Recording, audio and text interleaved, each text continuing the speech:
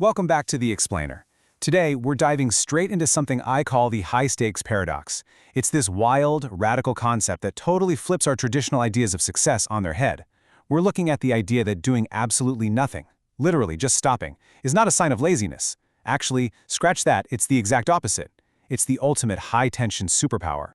Just listen to this. The most aggressive thing you can do for your self-development is absolutely nothing. Wow, right? It instantly challenges literally everything modern hustle culture drills into us. We're constantly told that to get ahead, you gotta move, you gotta grind, you gotta push. But what if that's all wrong? In this explainer, we're gonna see why that conventional wisdom is actually sabotaging you, and how doing less is the secret to achieving exponentially more. And this brings us right to our core conflict.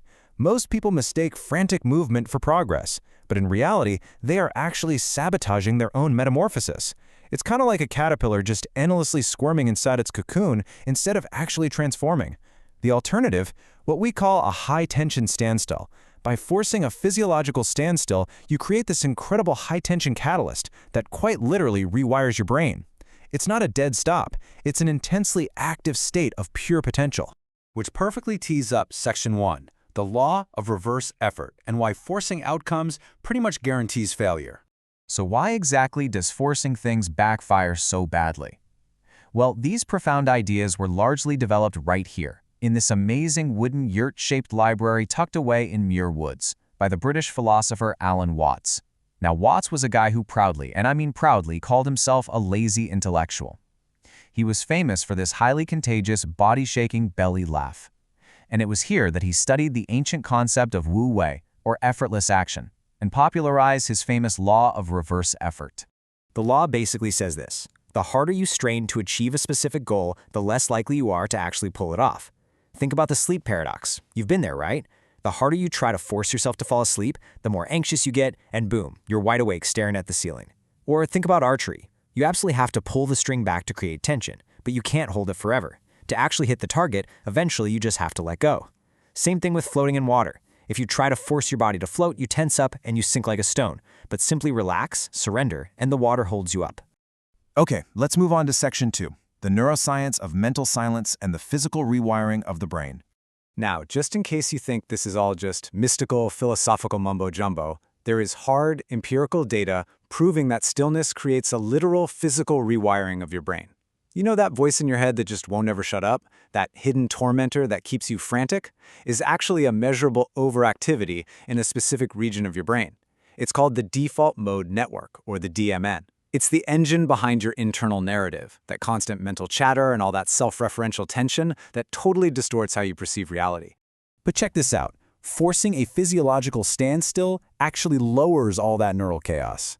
When your mind is chattering away, your DMN is lit up like a Christmas tree, your brain's entropy, which is basically its level of disorder, is super high, and your neural coherence is just completely scattered. But when you actively practice mental stillness, the DMN calms down, entropy drops like a rock, and your brain's coherence shoots up, sinking into these deep, powerful alpha and theta waves. You aren't just chilling out, you are fundamentally reorganizing how you perceive the world. And this beautiful neural organization leads to a measurable state that neuroscientists call the zero curvature condition. Now, in mathematical physics, curvature implies distortion. But when you achieve true mental stillness, the metric of thought stops distorting your awareness. Your perception becomes perfectly unified. It's this incredible low-entropy, high-coherence state where you experience reality exactly as it is, without the exhausting, cloudy filter of your own psychological chaos. But wait, before we get too relaxed, let's look at Section 3, the static peace trap, and why pure rest is actually dangerous. Stillness is definitely powerful, but here is a crucial warning for you. Pure rest, it's actually a trap. Seeking a permanent, completely emotionless state of static peace is a massive psychological pitfall. If you just try to freeze and hide from the world, you will end up crushed by the pressures of life. Being too rigid leads to self-slavery and a completely unfulfilled personality. Plus, if you just suppress your internal energy without giving it an outlet, it doesn't just disappear. It bubbles up as physical tremors or deep anxiety. You see, static peace violates the universal principle of rhythm. The universe is always in motion. It's always flowing.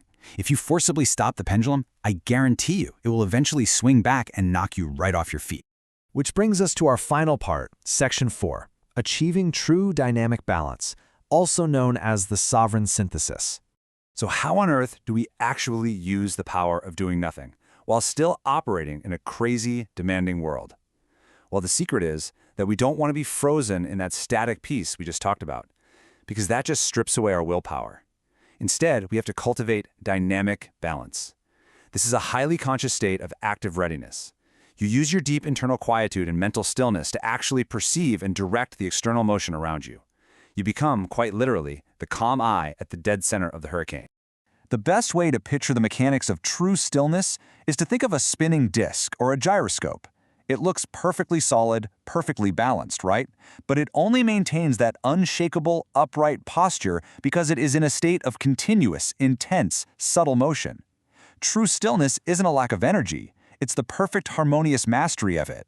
You are neutralizing all the noise around you and standing absolutely, undeniably firm. So how do you apply this today? You practice these specific mechanics to pull your raw potential into reality. First up, use the law of neutralization to consciously tune your mind away from that low-vibration chatter. Next, practice metanoia, which basically means using your willpower to actively re-script your limiting beliefs and change your mind. Third, and this is big, don't run from pressure. Use external stress as the very engine to compel your own transformation.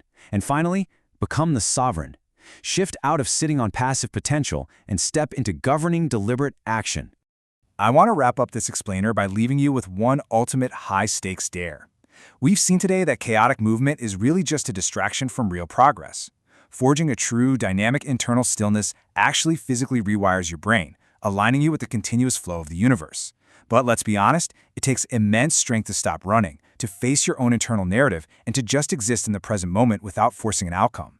So the final question I have for you is this: are you brave enough to be still? Take that thought with you today, and thanks so much for joining me for this explainer.